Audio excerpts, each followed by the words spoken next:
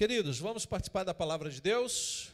Então eu convido você, sem mais demoras, quero ser breve na nossa ministração, que você abra a sua Bíblia, e sempre fazemos isso, né? Temos feito de pé, e se você puder, e não estiver como eu, com dor nas juntas, fique de pé, por favor, com a sua Bíblia, e abra, por favor, em Salmos. Quero ler com você alguns versos do Salmo 84. Esta é a palavra que Deus colocou no meu coração. Nós temos enfrentado algumas lutas, e quando eu disse, orem pelo vosso pastor, é porque realmente tem sido uma semana difícil. Minha filha precisou fazer uma cirurgia às pressas, está se recuperando bem. Depois o sogro dela, o meu compadre, está internado, adoecido. Eu com essas dores, inimigos se levantando. A gente entende esse vento. Crente não tem que ter medo de vento, mas ele precisa se abrigar.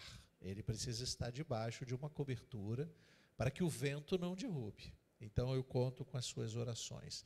Salmo 84,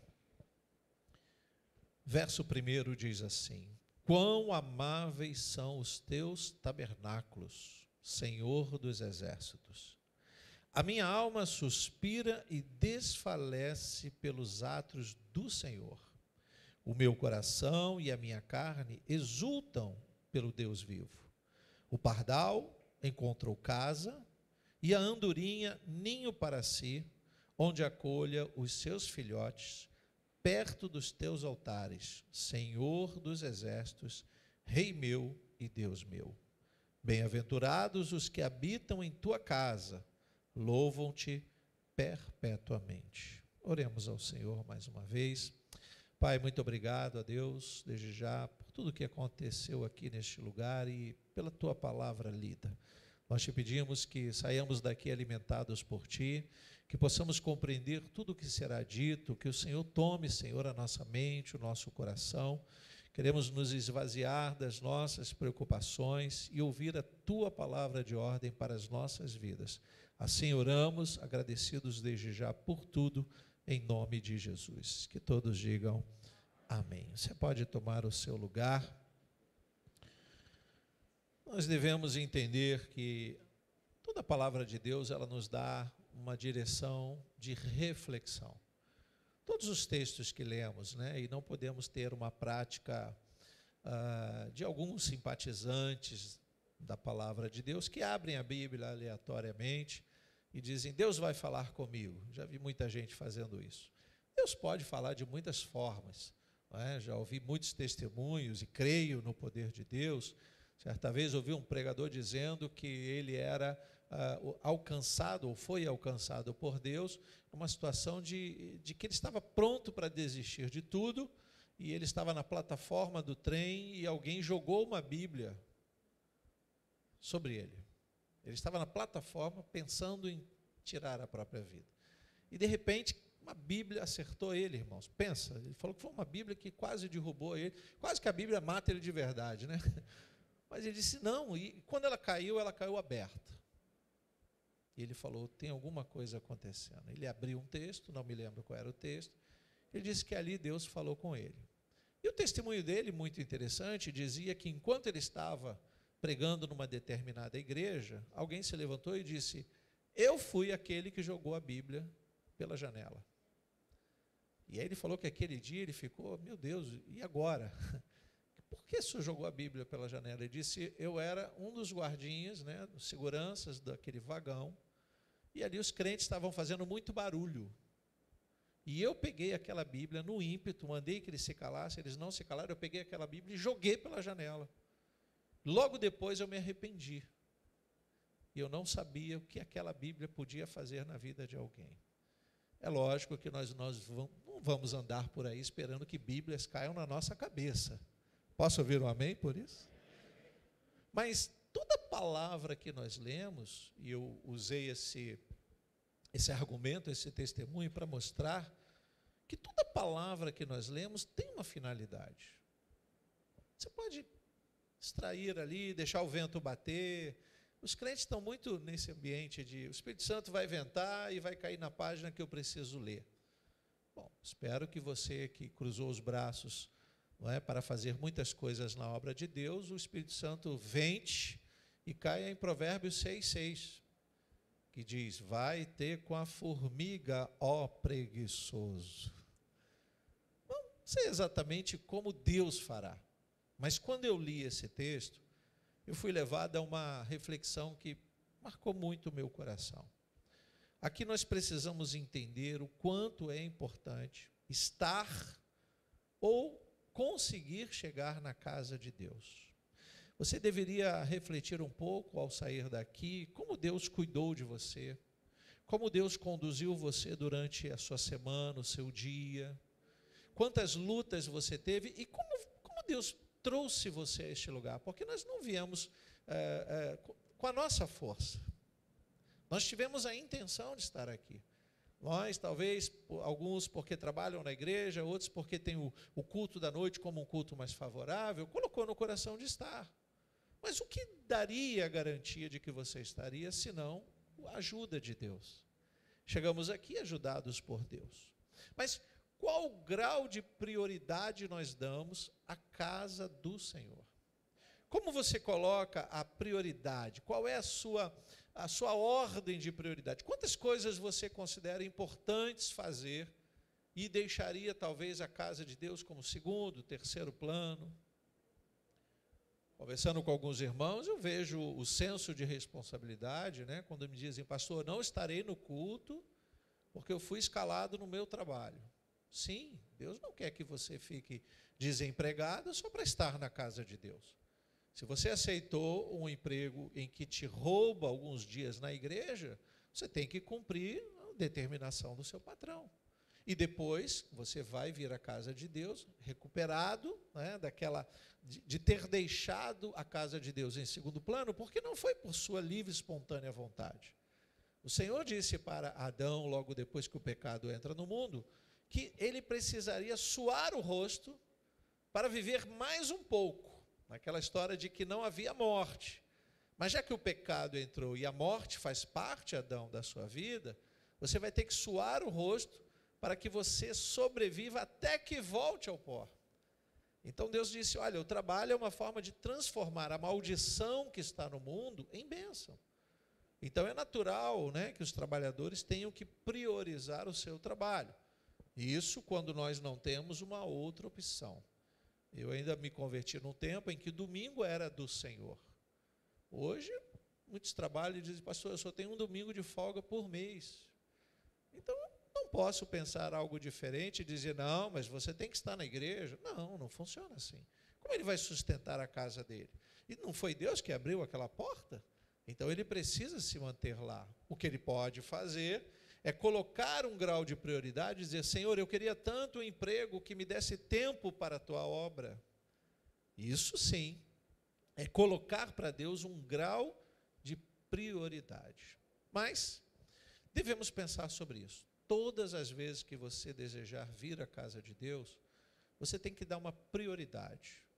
Você tem que se preparar, você tem que se colocar à disposição de Deus para te mostrar o bom caminho, para te mostrar necessariamente o que você deve ou não deve fazer durante a semana. Não é?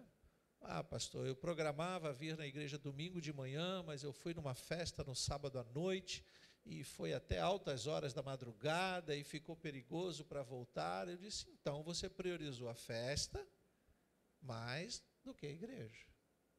Porque quem prioriza estar na casa de Deus, exemplo, pela manhã, precisa dormir mais cedo, precisa descansar, precisa passar a sua roupa, deixar tudo pronto. Eu já disse aqui, eu já ouvi tanto testemunho: pastor, eu não vim porque faltou luz. Na hora que eu fui passar a roupa, não tinha luz. Eu falei: mas a luz estava lá até que horas? Ah, faltou luz até meia-noite, eu acho, alguma coisa assim. Por que você não passou a roupa um dia antes? Se eu priorizo, será que você deixaria para passar o uniforme de um militar, por exemplo, para se apresentar a uma autoridade na hora de sair? Não, ele aprende no regime militar, e eu não sou militar, mas eu aprendo muito com eles, de que tudo tem que estar preparado.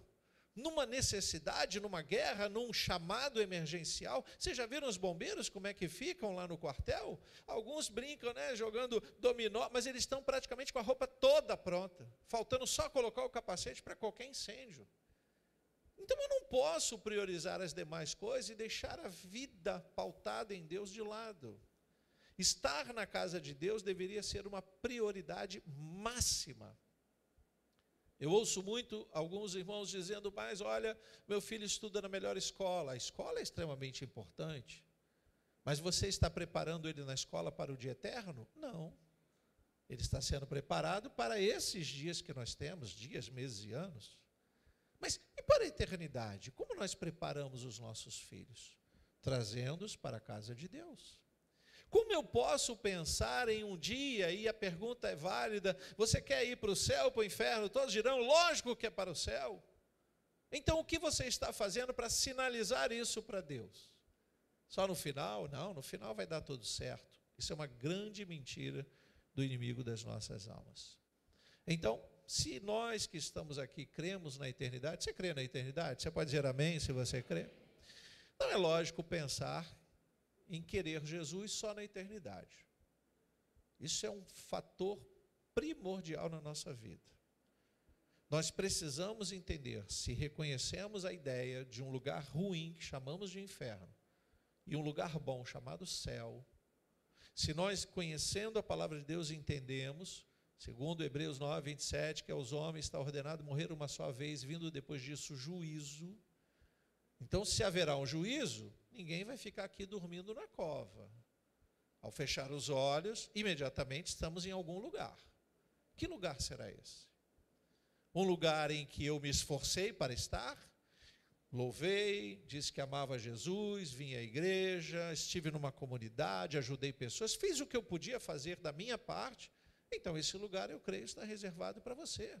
Eu não posso viver a minha vida como se tudo fosse só isso aqui, se esses dias nunca acabassem, queridos. Pelo contrário, os dias estão abreviados. A volta de Jesus é iminente. No último feito do carnaval, parece que uma cantora famosa disse, olha, se prepare, 5 a 10 anos, que ótimo. Eu não sei se eu acredito na previsão dos 5 a 10 anos, porque eu acho que menos que isso. Ou, como aqueles homens varões ficaram olhando Jesus assunto aos céus, e os outros chegaram e disseram, o que vocês estão olhando? Vamos trabalhar. Vocês verão ele voltando. E já se passam 2000 anos. Então, um dia para o Senhor é como 1000 anos. Vice-versa. Eu não tenho que me preocupar necessariamente com a volta do Senhor, mas foi uma palavra válida, independente de quem veio, porque ali muitas pessoas desviadas do Evangelho, voltadas para uma carnalidade que sabem que não faz bem, nem ao corpo e muito menos à alma. Talvez ali algumas pessoas tenham voltado para cá dizendo, você viu o que a cantora falou? E agora, o que devemos fazer? Espero que estejam hoje buscando uma igreja. Então, queridos, nós temos que condicionar a nossa eternidade no dia chamado hoje. Nós devemos priorizar nos nossos pensamentos o reino de Deus, orando, nos posicionando para estarmos dignos de entrarmos naquele santo lugar. E verdadeiramente eu me lembro de uma canção secular, eu não gostava muito da música, mas me lembrei agora, quando o cantor dizia algo, o melhor lugar do mundo é aqui e agora. Não sei se você lembra, se foi da sua época, acho que você tem que ter mais de 30 pelo menos para lembrar disso, né? O melhor lugar do mundo é aqui e agora. Eu não lembro do teor da canção, não sei se era uma música romântica, eu não sei se o compositor estava dizendo para a namorada, é tão bom estar aqui, porque quando estamos namorando a gente compra até a lua, né? Depois a gente não quer nem pagar o lanche, muda tudo. Só Jesus, né? Está namorando, eu compro a lua, meu amor. Compra mesmo? Tá bom. Casa, me dá a senha do cartão. Não, coisa nenhuma, sai fora. A gente tem essas coisas, mas aquelas promessas, eu não sei se o compositor estava pensando nisso. Mas eu me lembrei porque nós estamos falando de alguém que atrelou aquela situação a uma condição que fazia bem a ele. Para ele dizer, o melhor lugar do mundo é aqui e agora, pensando se fosse uma canção romântica, Ele estava dizendo, é bom estar do seu lado. Então, o melhor lugar do mundo é estar aqui agora, com você, fazendo algo, né? Olhando a lua, ótimo. Mas o crente, ele não pode ser levado a um pensamento secular de que o melhor lugar do mundo é aqui e agora. Porque Jesus disse que tudo que há neste mundo vai passar. Amo estar na igreja. Quantos amam estar na igreja? Mas melhor será quando estivermos na glória. Você não vai pagar passagem para chegar na igreja. Você não vai pagar a conta de luz, porque Jesus vai ser a nossa luz, irmãos. São tantas coisas que nós podemos pensar de como vai ser maravilhoso estar ao lado de Jesus. Nós não podemos olhar, mas esse é o momento, essa é a situação, querido, calma, descanse seu coração, esse momento é importante, mas aqui esse cantor, esse autor, ele estava usando de uma definição temporal. Nós não somos temporais. Temporal é aquilo que tem tempo determinado para começar e acabar. Não, nós fomos criados seres à imagem e semelhança de Deus para sermos eternos. Daí surge a ideia, ou vamos na eternidade para o céu, ou vamos na eternidade para o inferno. Nós não vamos resumir a nossa vida em terra e acabou para os vivos. Mas para aqueles que ali estão, em algum lugar, eles vão estar eternamente. Então, por que isso é importante? Porque nós podemos dar a este lugar, que eu chamo de comunhão com Deus, lugar da oração, lugar do encontro, lugar de louvar, de cantar canções, olhar para a igreja, fugindo do pensamento secular, de que eu posso ter comunhão em casa, quando eu assisto no YouTube a palavra do pastor Jarbas é maravilhosa, mas isso não é comunhão. Isso não reflete a ligarmos na terra o que se vai ser ligado no céu. A comunhão precisa ser efetivada, irmãos, e a comunhão excede o tempo. A comunhão é algo que Jesus promoveu o tempo todo, quando estava ao redor dos seus discípulos, dizendo, vamos sentar, vamos comer, vou explicar as Escrituras, vamos orar juntos. Ele fez isso durante um tempo, foi para a eternidade e disse, se vocês me seguirem, vocês também vão. Dando uma direção extremamente importante, que às vezes a gente não valoriza tanto. Nós temos que estar nessa vida, desfrutando de tudo o que Ele nos deu, os momentos importantes, mas de olho na eternidade. Não podemos pensar que simplesmente fechamos os olhos e acabou. Não pense assim, irmãos. Esse é um pensamento secular terrível. Muitos são enganados a desistir nos últimos dias. Quantas pessoas negam a Deus quando passam privações, porque não acreditam que Deus vai me abandonar. Mas como Deus te abandonou?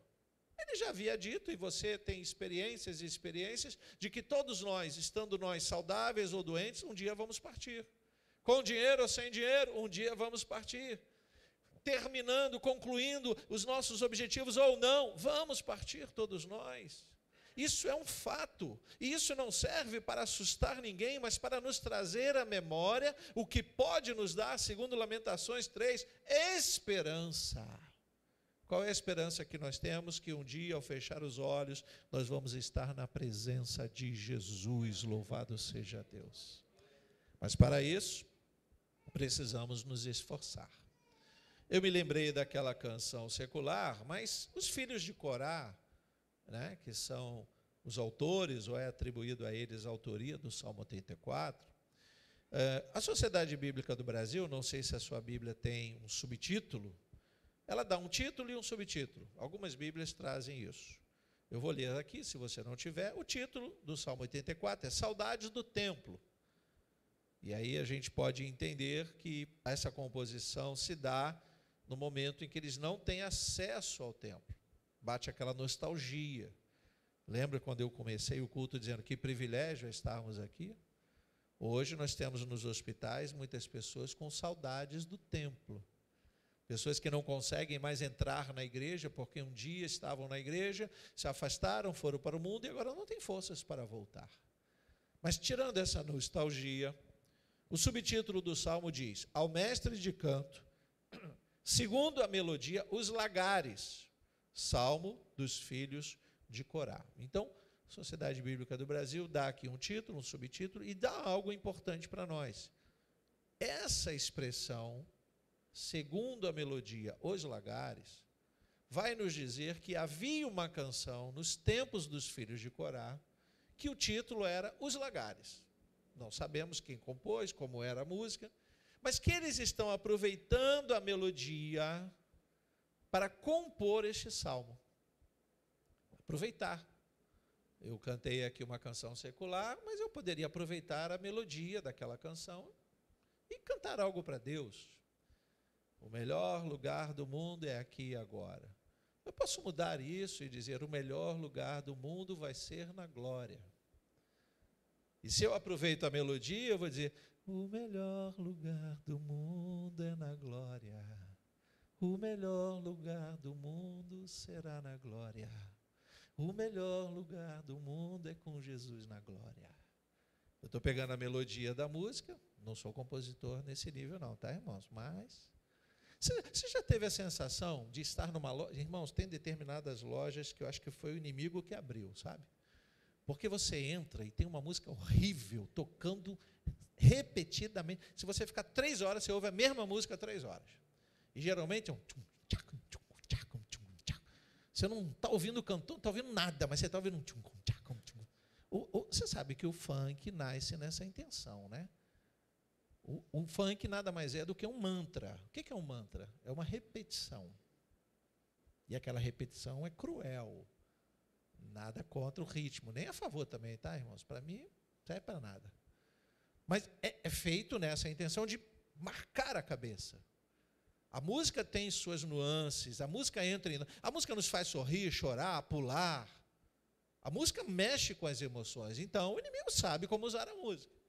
Neste caso, os filhos de Corá querem usar essa música para louvar a Deus. Mas por que eles fazem isso? Porque eles estão entrando na casa de Deus, depois de um tempo de saudade, e eles estão numa contemplação profunda. O que é isso, pastor? Não é, eu já ouvi crentes dizendo: não, hoje eu entrei diferente, eu pisei aqui, tinha uma música de fundo, eu senti tanta presença de Deus, depois vieram os louvores, meu Deus, que coisa maravilhosa, os irmãos me abraçaram. Essa visão que nós temos de que a igreja é um lugar para fazer amigos, para pensar na eternidade, para sairmos cheios de esperança, isso é uma contemplação profunda. Vou ler de novo os versos 1 e 2, quando o salmista, os filhos de Corá vão dizer: quão amáveis são os teus tabernáculos, Senhor dos exércitos. A minha alma suspira e desfalece pelos atos do Senhor. Veja como ele anseia por estar na igreja. O meu coração e a minha carne exultam pelo Deus vivo. Eu quero muito que chegue o domingo. Eu quero muito acordar e nada me impedir de ir para a igreja. Ou eu estou com um propósito com Deus e eu subo o monte. Eu não tenho o hábito de subir o monte, ainda mais agora. Imagine se eu tivesse subido o monte assim, mancando, né, irmãos? Ia ser um problema. Mas eu me reservo no meu quarto para conversar com Deus. Às vezes eu sou acordado por Deus no Provérbios 6,6. Acorda, preguiçoso. Vai orar. Mas imagina um momento em que você quer muito Deus e que você não se sujeitará a nenhum impedimento. O crente não pode achar que choveu, não vai ter igreja. O crente não pode achar que, irmãos, não podemos. Eu me lembro, na primeira igrejinha, estamos no bairro há 17 anos, e não sei quantos estavam naquela época, quando a Light estava fazendo uma reforma no bairro, e tinha um culto do meio de semana. Chegamos lá pela manhã para limpar a igreja, eu, Vera, algumas irmãs limpando a igreja, trabalho gostoso, sinto saudade de estar nessa comunhão, o tempo hoje não me permite, mas a gente chegava mais cedo para limpar a igreja para o culto da noite. E ali o caminhão encostou e disse: olha, hoje vocês vão ter que ficar sem luz, que a gente está mudando aqui um transformador e tal. E eu pensei: o que eu faço? Cancelo o culto? Deus na mesma hora falou: como você prioriza a comunhão? E eu lembrei disso, irmãos. Eu falei: não, eu amo estar na casa de Deus. Nós estávamos, a igreja era dentro de um condomínio, tínhamos umas partes planas. Assim que chegamos primeiro, avisei os trabalhadores, falaram: hoje o culto vai ser ao ar livre. Por quê, pastor? Porque a quadra está sem luz. Amém. Botamos as cadeiras para fora, os trabalhadores lá no poste, e a gente louvando e adorando a Deus do lado de fora. Numa outra ocasião, nós convidamos uma grande juventude, muitos jovens, muitos. A igreja só cabia umas 100 pessoas, bem menor do que essa. Mas nós tínhamos lá inúmeras pessoas, centenas de jovens. Vamos fazer o quê? Vigília. Pensa, como é que eu vou botar esse povo dentro da igreja? A igreja estava dentro do condomínio, nós fizemos a vigília do lado de fora. A noite toda louvando, adorando a Deus. Se eu priorizo estar na comunhão, na presença de Deus, nada me impede. Eu vou me esforçar e vou contar com a ajuda de Deus para que eu possa chegar à casa do Senhor. Porque isso está sendo dito aqui pelo salmista. O meu coração e a minha carne exultam pelo Deus vivo. Não é só uma vontade. Eu domino a minha carne, porque a minha carne vai querer dormir à noite, a minha carne vai querer acordar tarde, a minha carne não vai, a minha carne vai pedir Netflix ao invés de Pastor Jarbas. A minha carne quer comer, ao invés de me alimentar só da palavra, esse jejum que fazemos aqui nessas 2 horas, isso não agrada a carne de alguém que ainda é carnal. Mas de alguém que entende a prioridade está na presença de Deus, o culto pode levar 4, 5 horas. Ele não sente fome, ele não tem vontade de ir ao banheiro, ele exulta pelo Deus vivo, ele quer ouvir Deus, ele quer adorar Deus, ele quer dizer glória a Deus a todo momento, irmãos. Isso é o que o salmista está sentindo, coração e carne totalmente entregues a Deus.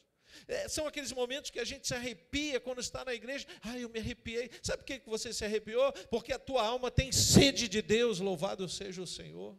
Você precisa da comunhão. Você sabe que lá fora você não vai encontrar nada semelhante a isso. É sentir aquele friozinho na barriga, cantando louvores. E o que eu faço? Algumas pessoas são batizadas, algumas falam em mistérios, algumas pulam, algumas choram, algumas sorriem. Não importa, não olhe para o lado. Tua alma tem sede de Deus, louvado seja o Senhor.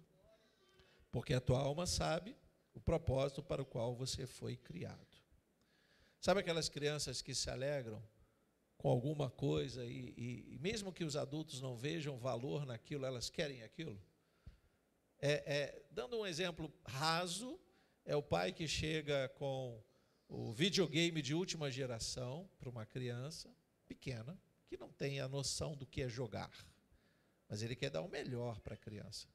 E vem um tio e traz um caminhãozinho de madeira comprado na feira. E o videogame fica de lado e ele brinca com aquele caminhão o dia inteiro. Mas isso aqui custou alguns milhares de reais e o caminhão alguns centavos. Não importa. O que agrada a ele é o que ele quer.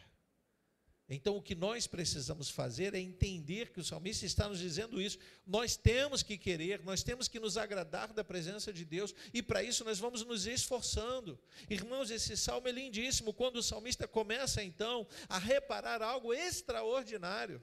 Eu não sei quantos eram os filhos de Corá, mas eles estão compondo a canção, por isso aparece aqui. Olha o verso 3, quando diz: o pardal encontrou casa, e a andorinha ninho para si, onde acolhe os seus filhotes, perto dos teus altares.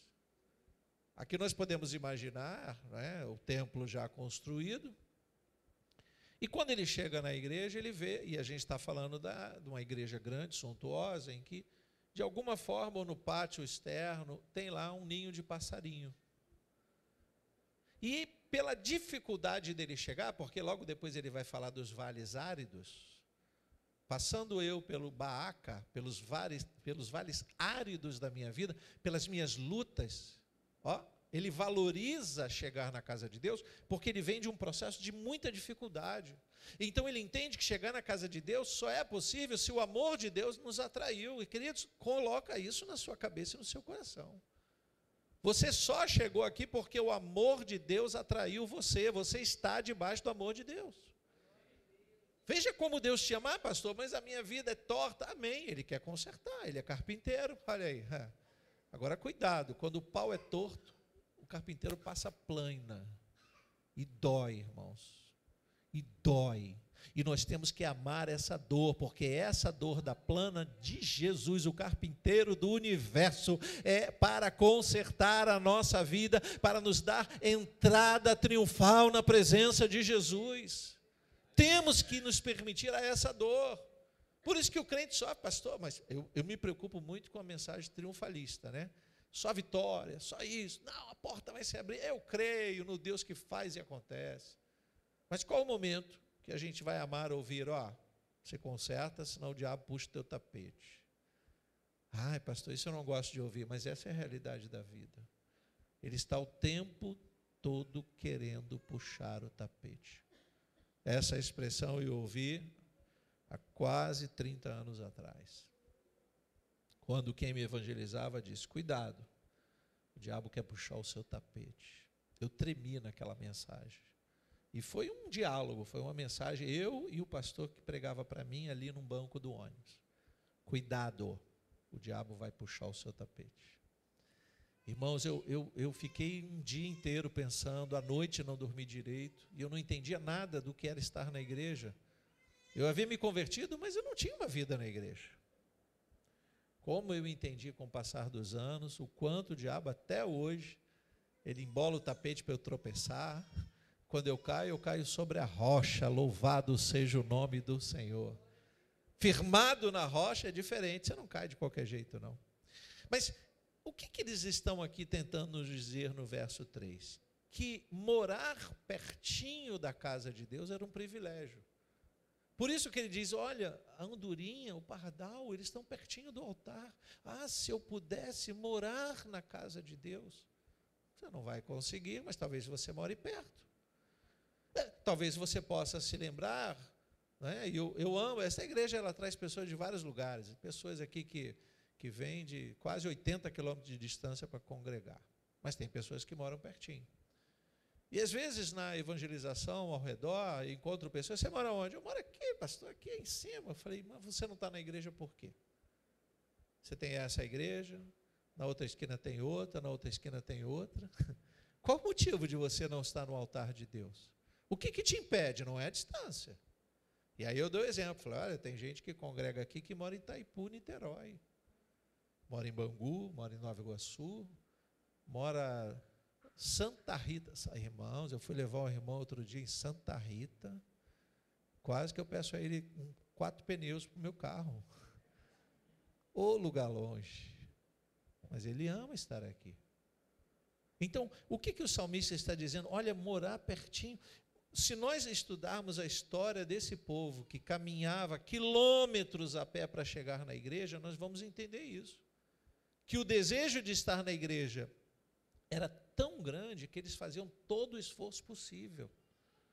E às vezes a gente não valoriza essa comunhão, esse encontro de amigos, esse momento de estarmos com Deus. Às vezes a gente se esquece disso e troca a casa de Deus por qualquer coisa. E aí o salmista vem e diz, olha, se vocês entendessem o que é ter um ninho perto do altar de Deus, irmãos, não se compara. Nós vamos daqui a pouco sair daqui, mas a minha oração é que tua alma deseje voltar logo no próximo culto. Que o teu coração anseie por estar na presença de Deus. Por que eu digo isso? Porque a gente está vivendo um tempo difícil. Vou ler aqui um texto e depois eu volto em Salmos, que está lá em Hebreus. Se você não puder acompanhar, acompanhe pela TV. Hebreus 10, versículo 19.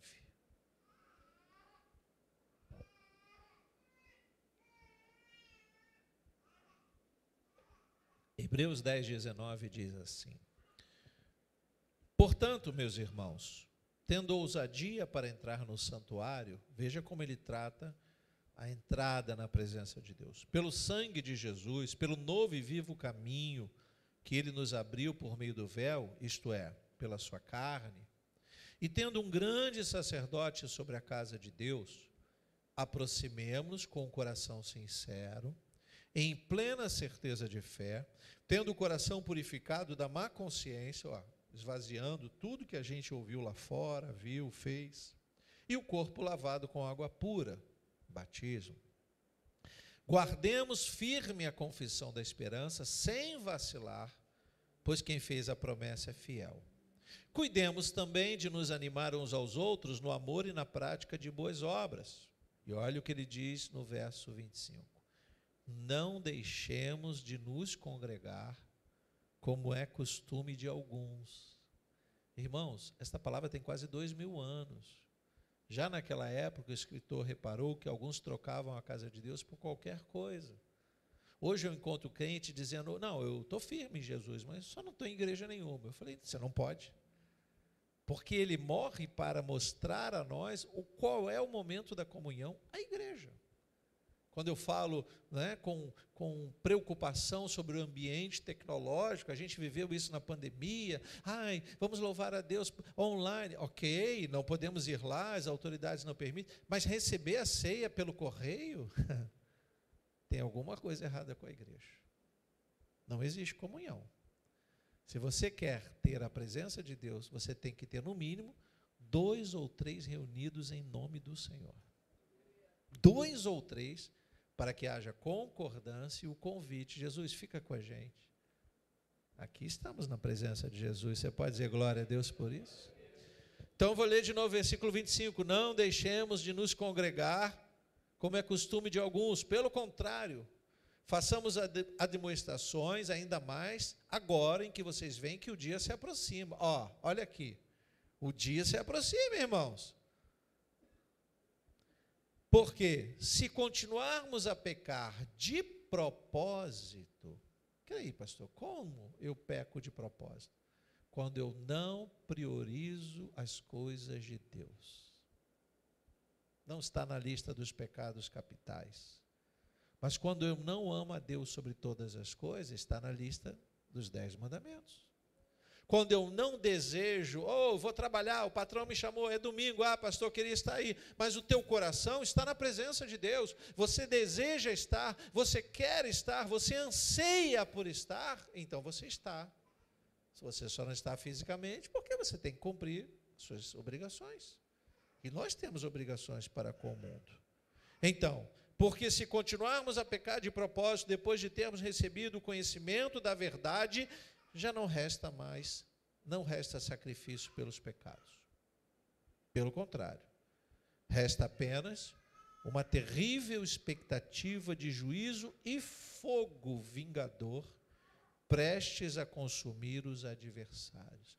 Aí aqui o escritor já está dizendo que aquele que peca de propósito, troca a casa, a comunhão. Irmãos, uma das coisas mais lindas que liga toda a Bíblia é o momento que Adão sabia que Deus estava lá aguardando ele para aquele encontro diário na viração do dia, e ele peca, e a primeira coisa que ele faz é tentar se esconder de Deus.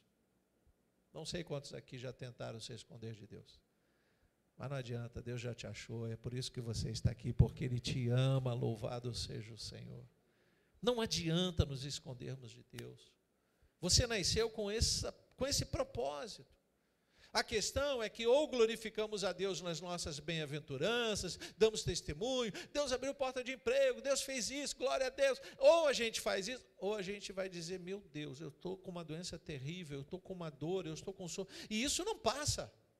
Mas pastor, eu louvo a Deus na minha dor, mas é claro, o que a gente não sabe é se esse louvor da dor é suficiente para você ingressar no céu, porque céu não é lugar de dor.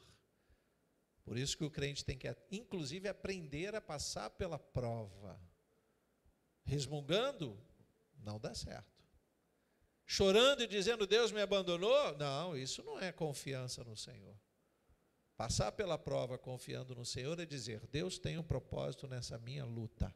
E se Ele tem um propósito, assim como Ele lutou, Ele também venceu, eu vou vencer em nome de Jesus, louvado seja o Senhor.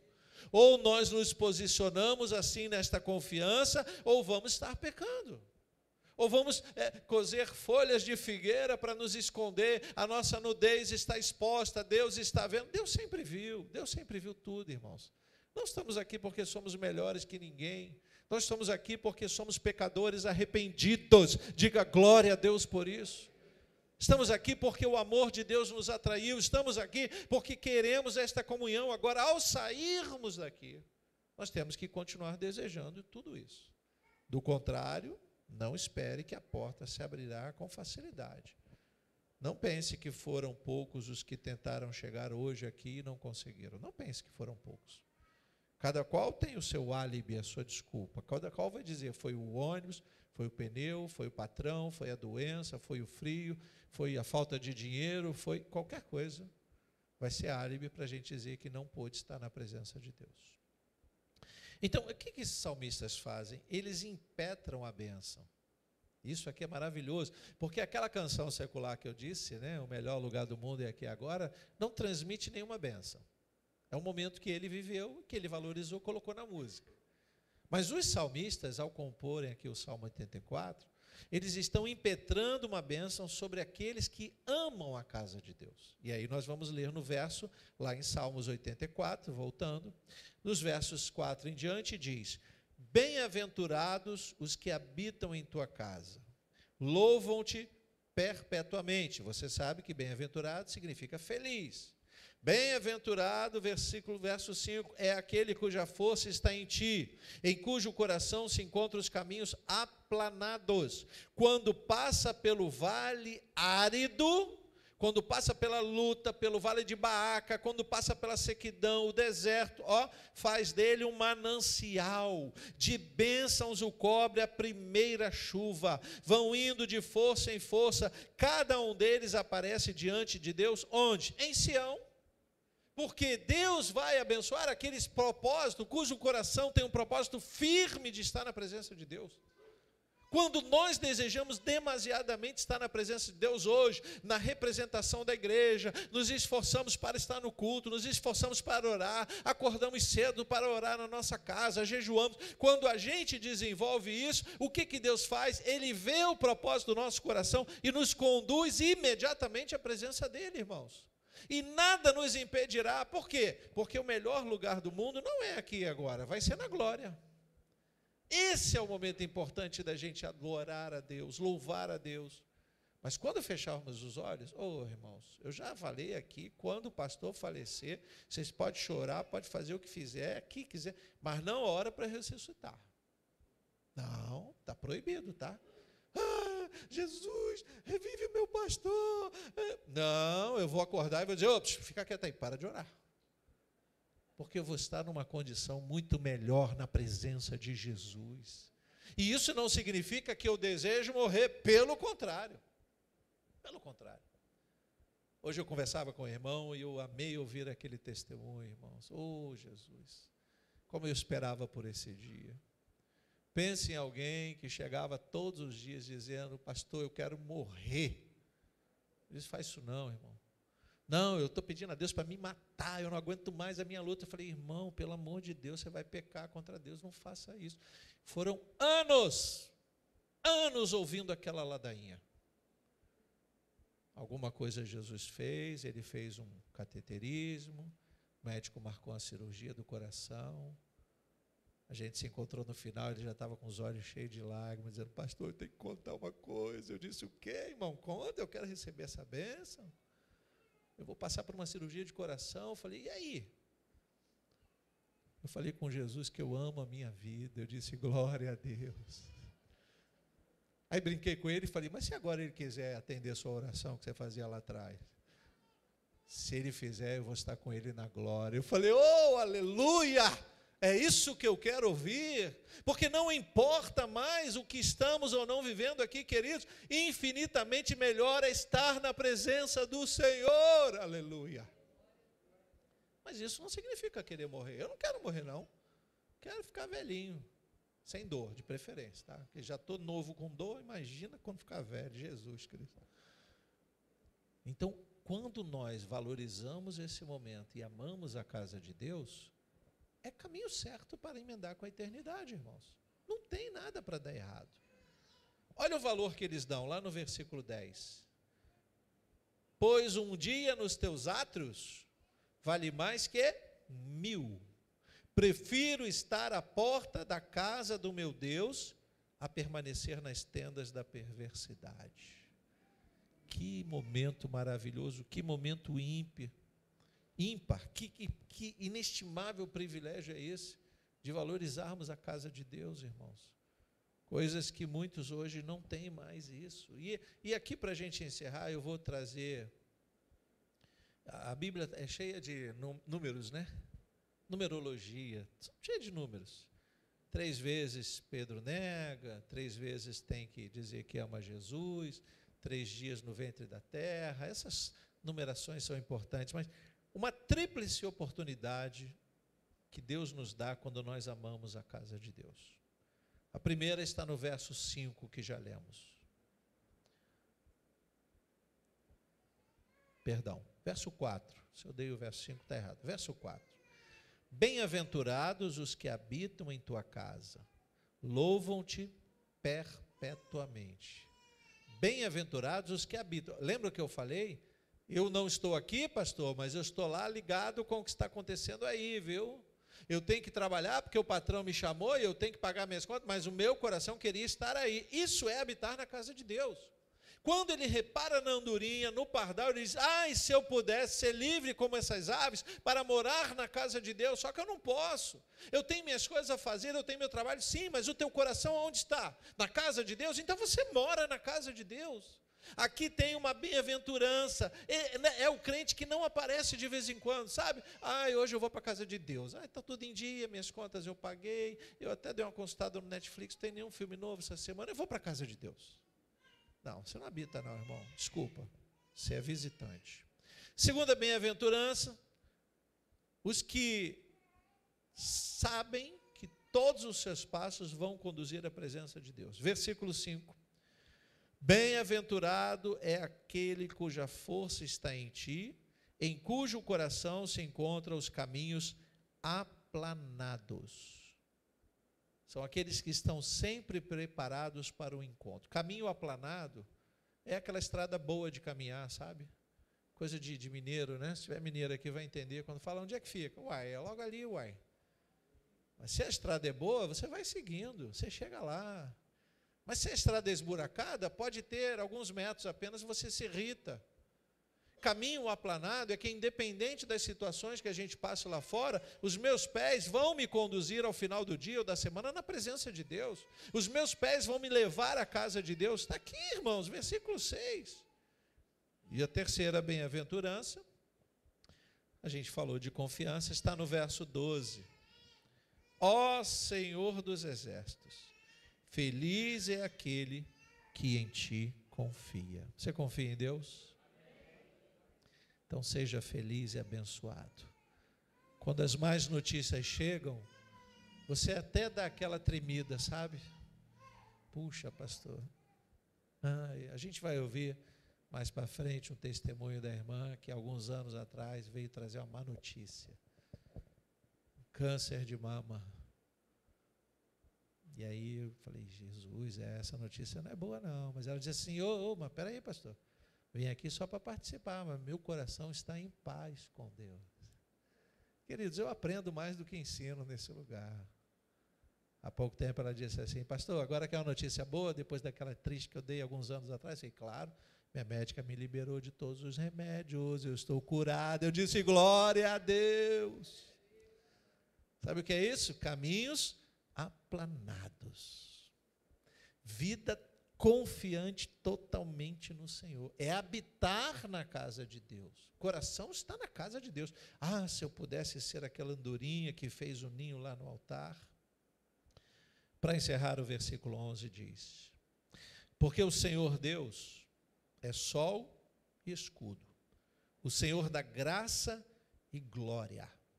Não recusa nenhum bem aos que andam retamente. Diga glória a Deus por isso. Aqui não nasce a teologia da prosperidade, mas está claro: se você caminha com os passos firmes à casa de Deus, ama estar na casa de Deus, o que você pedir, Deus concederá. Vamos ficar de pés em nome de Jesus. Deus é maravilhoso, queridos, e essa percepção dos filhos de Corá me animam a amar ainda mais a casa de Deus, a valorizar esta comunhão. E quando eu li o Salmo, então, eu disse: puxa, o que esses salmistas estão vivendo é um inestimável privilégio. Eu falei isso, por isso dei o título à mensagem: inestimável privilégio. Aí eu fui pensar um pouquinho, o que significa inestimável privilégio? O dicionário vai dizer: refere-se a uma situação oportunidade ou benefício que é tão valioso que é impossível calcular ou quantificar completamente o seu valor. É algo que é considerado extremamente vantajoso, especial ou honroso e que é altamente apreciado por aqueles que o possuem ou desfrutam. Esse termo é frequentemente usado para descrever oportunidades únicas. Olha aqui, ó. Quem está dizendo é o dicionário, hein? Você entender o que é um inestimável privilégio é uma oportunidade única, experiência significativa ou relações especiais que são consideradas como presentes preciosos na vida de alguém. Então, essa comunhão deve ser um presente para todos nós. Estar na presença de Jesus é entender esse privilégio que Ele nos concede. Fomos convidados pelo Filho a conhecer a casa do Pai, e Ele ainda enviou o seu próprio Espírito para nos conduzir até aqui.